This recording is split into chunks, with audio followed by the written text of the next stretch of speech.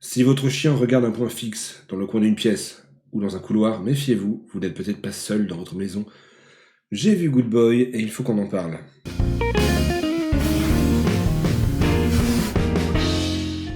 Good Boy, un film de Ben Leonberg qui a eu le droit à une sortie exceptionnelle en France le 10 et 11 octobre et qui sera ensuite disponible sur la plateforme de VOD Shadows le 31 octobre.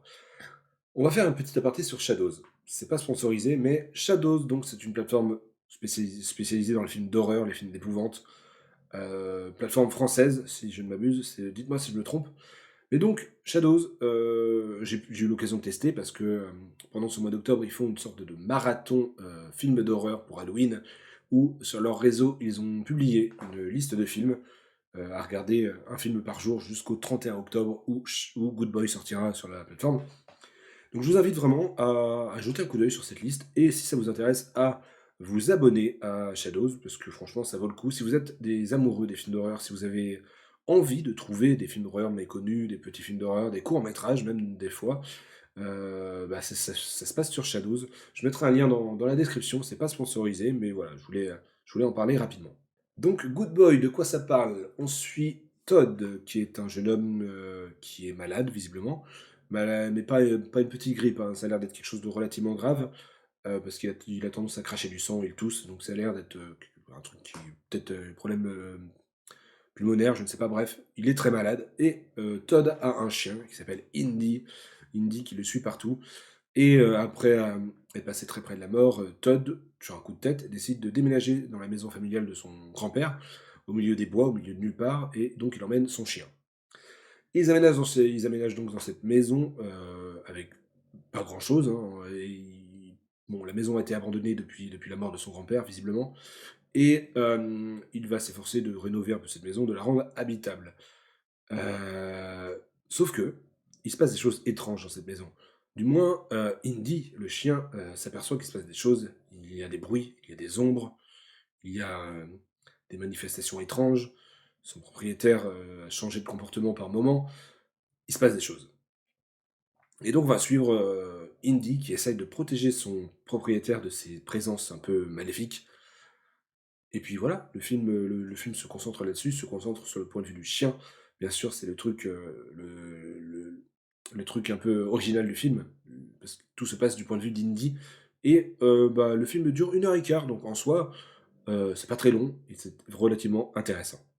Mise en scène du film, la mise en scène, c'est peut-être son point fort, vraiment. Le film a pris le parti pris, de vraiment, comme je l'ai dit, de suivre l'entièreté de l'histoire du point de vue du chien. C'est-à-dire que la caméra, pour cadrer, elle baisse son cadre, littéralement, c'est vraiment au ras du sol, au point de vue du chien. Ce qui donne, ce qui donne des points de vue assez étranges. La plupart des acteurs humains, on voit pas leur visage. Ils sont souvent coupés là, ou alors, leur visage est dans l'ombre, ou alors, voilà. Il y a vraiment ce parti pris de se focaliser sur le chien, les humains, personnages secondaires. Hem et donc, le cadrage suit Indy.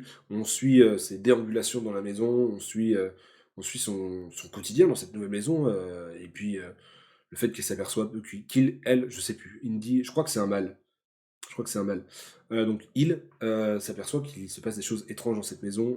En effet, il y a des ombres. euh, Par moments, son propriétaire des comportements assez étranges.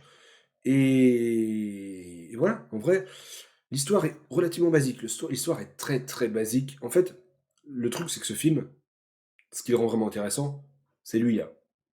Ça se passerait du point de vue de Todd comme un film classique. Le film serait chiant au possible, vraiment. Enfin, c'est pas chiant, mais il serait hyper banal. Vraiment, ce serait un film d'épouvante maison hantée, comme il y en a à l'appel qui sortent tous les ans. Mais là, le fait que ça se concentre sur le chien, ça rajoute un truc, mais vraiment, je vais être honnête, j'en ai vu des films d'horreur, même cette année, d'ailleurs, c'est peut-être même l'année où j'en ai vu le plus, au cinéma en tout cas, mais je suis un gros consommateur de films d'horreur, et à force d'en regarder, des fois t'es en mode, ouais, bon, ok, ok. Là, j'étais vraiment inquiet pour le chien. Les humains, c'est bon. hein, c'est pas grave, voilà. Mais j'étais vraiment tendu. Il y a certaines scènes où j'étais tendu sur mon siège parce que j'étais inquiet pour le chien. Hem, donc comme je l'ai dit, c'est la mise en scène, le gros point fort du film. Hem, il y a c'est vraiment le fait de filmer au ras du sol, ça rajoute, une profondeur de champ, ça rajoute vraiment un truc assez étrange à l'image. Hem, c'est il y a forcément, volontairement, dans la maison, il y a très peu d'éclairage, ça se passe beaucoup de nuit, heu, il y a des endroits sombres dans les coins de pièces, il y a des silhouettes vraiment qui se dessinent et tu sens que c'est pas tu sens que c'est «fait maison» entre guillemets, tu sens que le film a très peu de budget et que c'est assumé. C'est vraiment assumé parce que les ombres, j'ai vraiment l'impression des fois que c'est des superpositions d'images plutôt que vraiment un truc en CGI. Mais l'ambiance globale est très, très bien réussie. Alors, attendez-vous pas, voilà, je vais vous le dire, mais ne vous attendez pas à un gros film d'horreur avec des sursauts, des jumpscares dans tous les sens. C'est un film d'ambiance. C'est vraiment un film d'ambiance, ça s'accélère bien sûr dans le dernier quart du film, évidemment dans la phase finale, on va dire. Ça s'accélère un peu, mais attendez-vous à vraiment un film d'ambiance qui met en place son ambiance petit à petit, même si le film est très court, j'ai quand même ressenti certains moments assez longs. Mais voilà, il y a des craquements, des sifflements. Évidemment, comme dans la plupart des films d'horreur où les maisons sont hantées, le plus dangereux, c'est la cave. Voilà, il y a des trucs qui sont mis en place petit à petit et c'est très, très, très, très bien amené. Donc j'ai été agréablement surpris. Je l'attendais ce film, je l'attendais vraiment et j'ai vraiment pas été déçu. Il y a quelques bémols, il y a quelques trucs qui m'ont fait sortir du film, mais comme je l'ai dit, très peu de budget. J'ai pas le chiffre exact, mais je me doute que le film n'a pas eu le droit à un budget énorme. Mais il y a certains trucs qui ont été mis dans le film qui étaient. Sans vous dire le contexte, il y a un moment, Indy, il voit un renard. Le renard, full CGI et CGI dégueulasse. Tu sens que le renard a été. Enfin, je sais pas, c'est un problème d'éclairage sur le modèle du renard, j'en sais rien. Mais tu sens que. Tu sens qu'il non. Tu sens qu'il n'est pas vraiment là, le renard. Pareil, il y a un moment, Indy fait un move. Un move un peu tiré par les cheveux, mais je me dis: «Allez, OK, allez». Je vous dis pas quoi, je vous dis pas quand, mais il y a un moment, le chien fait un truc, tu en mode: «Ouais». Moi, je me suis dit: «Bon, allez, vas-y filme, continue, je te laisse faire». Mais mais voilà, il y a cette ambiance, encore une fois, qui m'a scotché vraiment. C'est très bien amené, en fait, c'est très, très bien amené.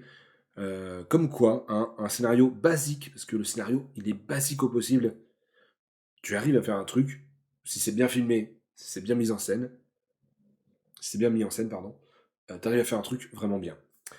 Et je suis désolé de le dire, mais le chien, c'est un bien meilleur acteur que tous les humains dans ce film. Et que certains acteurs que je ne citerai pas, bien sûr. Je sais pas comment ils ont fait. Je sais pas s'il y a eu forcément un très gros travail de dressage dessus, sur le chien, j'imagine. Et je sais pas quelle race c'est. Je m'y connais pas assez en chien, mais ça me fait vaguement penser à un border collie, mais je suis pas sûr. J'en ai un, c'est pour ça. Mais je sais que les border collie peuvent être orange. Mais je me plante peut-être totalement. Mais bref, là n'est pas la question. Mais voilà, je pense qu'il y a eu un travail de dressage assez énorme parce que bah, le chien, tu arrives à ressentir. Après, les chiens, c'est des animaux qui tu arrives à ressentir dans leurs yeux la tristesse. Il y a quelque chose avec les chiens qui se passe de manière globale, je veux dire. Et là, tu arrives à ressentir des fois l'inquiétude dans le regard du chien, la peur dans le regard du chien pour son propriétaire, euh, l'amour, pareil, dans les yeux du chien pour son propriétaire quand son propriétaire ne va vraiment pas bien. Et, euh, et voilà, bon, voilà, j'ai pas grand chose de plus à dire. Il n'y a pas. Si on peut parler rapidement de la bande-son, de la musique, euh, j'ai pas l'impression qu'il y ait de musique. Ou alors c'est vraiment des musiques d'ambiance. Il n'y a rien de marquant, on va dire. Euh, Sinon, oui, voilà. Si, il y a deux, trois trucs qui m'ont quand même dérangé. Je vous l'ai dit, le renard et puis le move un peu étrange du chien. Et à un moment, il croise un personnage qui lui dit, parce que forcément, ils habitent au milieu des bois. Et le personnage, à chaque fois qu'on le voit, il dit Ouais, tu feras attention à mes pièges à renard et mes collets, je suis sa sœur, tu feras attention. Oui, ouais, tu feras attention à c'est par là que j'ai mis mes collets, attention, puis vraiment à chaque fois que tu le vois, il dit ça, il y a un moment tu dis: «Oui, oui, j'ai compris film, j'ai compris, il y a un moment, il va se passer un truc avec les collets puis les pièges, j'ai compris». Vraiment, il tu compris qu'il y avait des pièges? Eh, spectateur, il y a des pièges à renard, attention. Enfin bref, il insiste trop là-dessus. En vrai, un dialogue, la première fois que tu vois le personnage, ça aurait été OK. Mais vraiment, chaque fois que tu le vois, il le dit, au bout de la 3e fois, on a compris, le fusil de Chekhov, on a compris, oui, les pièges à renard, bim, allez, plus tard, oui, voilà, bon bref. Mais globalement, le film est très, très bon. Pour vous donner un ordre d'idée, j'ai mis 7 sur 10, voilà, parce que il y a ces trucs qui m'ont dérangé un peu et parce qu'en soi, le fond est pas voilà, je vous l'ai dit, le scénario est basique. C'est vraiment la forme, la mise en scène qui donne cette force au film. Je vous encourage, en tout cas, le 31 octobre, du coup, à regarder ce film, que ce soit sur Shadows, non, sur Shadows, j'allais dire, ou d'autres plateformes, mais non, parce que si vous faites ça, ça s'appelle de la VOD illégale, parce qu'il est hébergé sur Shadows. Donc voilà, Shadows, vous pouvez éventuellement prendre un abonnement. En vrai, certes, ça fait une plateforme de VOD en plus, mais ça vaut le coup si vous êtes amoureux des films d'horreur. Good Boy, c'est un gros coup de cœur. Il me semble que c'est peut-être le film d'horreur que j'ai le mieux noté cette année, pour l'instant. Heu, mais voilà, les films d'horreur à concept comme ça, j'aime beaucoup. En début d'année, on avait eu Présence, qui se basait sur le point de vue de l'esprit du fantôme, que j'avais moins bien aimé. J'avais été un peu déçu. Lui aussi était très court aussi. Comme quoi, les films à concept, ça a tendance à être court. Mais voilà, je vous encourage à voir ce film. Je ne dirai pas s'il arrive quelque chose au chien, mais si vous êtes amoureux des animaux, si vous aimez les animaux, voyez ce film. Voilà, c'est tout. Si vous aimez la relation animaux-humains, voyez ce film. Bref, j'espère que ça vous a plu. On se retrouve très vite pour une nouvelle critique. Sur ce, passez une bonne journée et salut tout le monde.